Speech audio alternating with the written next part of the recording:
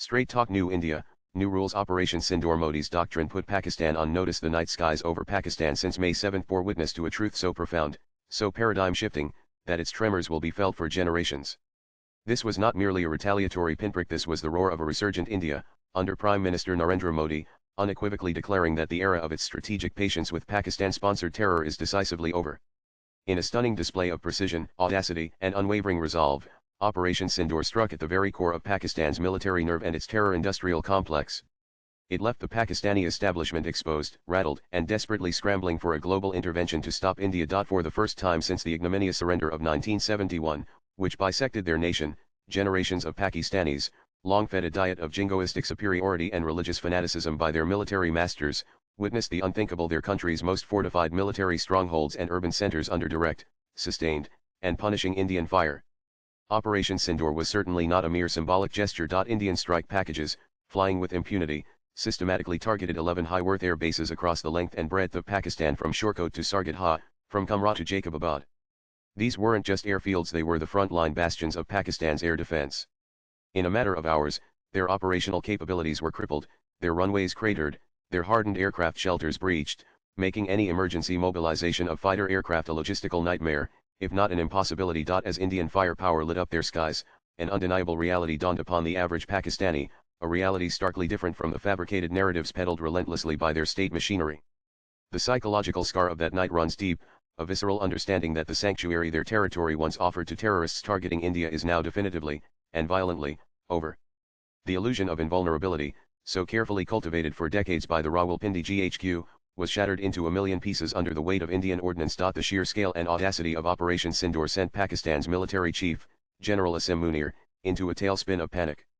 Reports emerged of frantic calls to world capitals, not with defiance, but with desperate pleas, begging the international community to intervene and stop India. Having catastrophically failed to deter or defend, Munir resorted to the only card Pakistan has ever played with any conviction: the nuclear bluff. Warnings were issued, threats were made, the specter of nuclear annihilation was dangled before the world, hoping to cow India into submission. But this is a new India, an India led by Narendra Modi, who understands that such bluffs, when repeatedly called, lose all currency.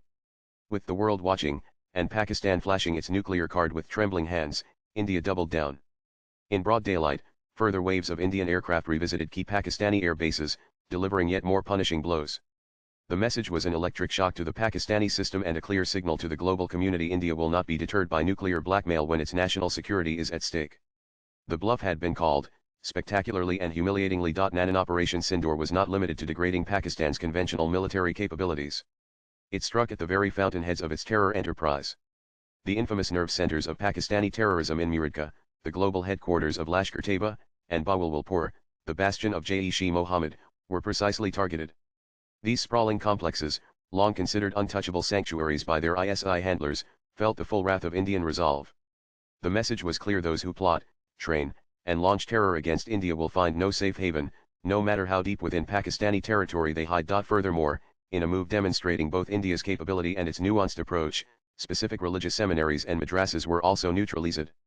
This was not an attack on faith, but a surgical strike against terror infrastructure masquerading as religious instruction. This bold action sent a dual message to the world. Firstly, India will not shy away from striking at the roots of terror, wherever they may be embedded. Secondly, by focusing only on those facilities directly involved in the terror pipeline, India signaled that its fight is with terrorism, not with the broader religious life of Pakistan, thereby preempting Pakistani attempts to portray India's actions as an attack on Islam itself. It was a message of precision: India will not, as a matter of course, hit generalist indoctrination centers, but will show no mercy to those actively weaponizing faith to breed terrorists. Predictably, the Inter-Services Intelligence ISI, Pakistan's notorious deep state, went into overdrive. Their propaganda wing, well versed in the art of deception, frantically spun their usual tapestry of lies, attempting comical denials and conjuring false victories from the ashes of their profound humiliation. Yet, for all their efforts, they continue to underestimate the intelligence of their own people. While the state-controlled media parrot the official line, ordinary Pakistanis, who saw the flashes, heard the roars of Indian might, and felt the tremors of impact, are no longer so easily fooled. The terrifying reality they experienced firsthand cannot be erased by official diktats. The world, too, watched, not in disbelief, but in acknowledgement of India's transformed capabilities and newfound political will. This new reality was not left to interpretation. Prime Minister Modi, in his landmark address to the nation on May 12, articulated India's new Pakistan doctrine with chilling clarity and unequivocal terms. The era of calibrated responses and strategic restraint in the face of grave provocation is over. He laid it bare: any future terror attack against India, with even a shred of linkage to Pakistani soil or its proxies, will not merely invite retaliation, it will be met with an open declaration of war against the state of Pakistan.